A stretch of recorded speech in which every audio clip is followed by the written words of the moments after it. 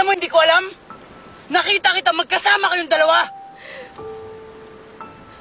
Hindi, mali yung iniisip mo. Bakit ka ba nagsisinungaling, Ina?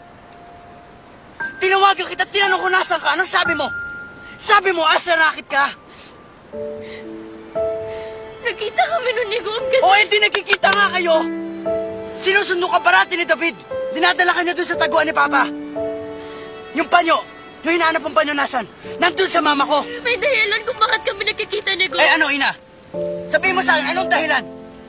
Sabihin mo. Anong dahilan, Ina? Sabihin mo. Ano, magsisinungaling ka na naman sa akin? Ha? Sige, magsinungaling ka na naman. Ano ba yung kailangan ko sabihin sa'yo? Kailangan ko pa ba sabihin na yung Kuya Kali ko nakakulong dahil sa loteng? Na iniipat siya dun sa loob, nag-aaway na yung mga magulang ko dahil walang magawa para makalabas siya? Wala na ako ibang malapitan kundi si Gob lang. Eh, di yun nga, Ina, yun.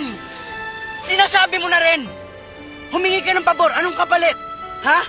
Kung humihingi ka lang ng tulong, hindi kinaabot ng umaga dun. Dahil hindi ko maiwan ng tatay mo. Lasing na lasing siya, gusto na tapusin yung buhay niya. Bakit na imbes na ako yung pinaparatangan mo, bakit hindi mo tanungin ang sarili mo? Kung bakit ako yung kinakailangan na nandun, samantalang ikaw yung anak. Wala kang alam sa relasyon naming dalawa. Wala rin akong dapat ipaliwanag sa'yo. Malinis yung konsensya ko. Ang madumi, yung utak mo.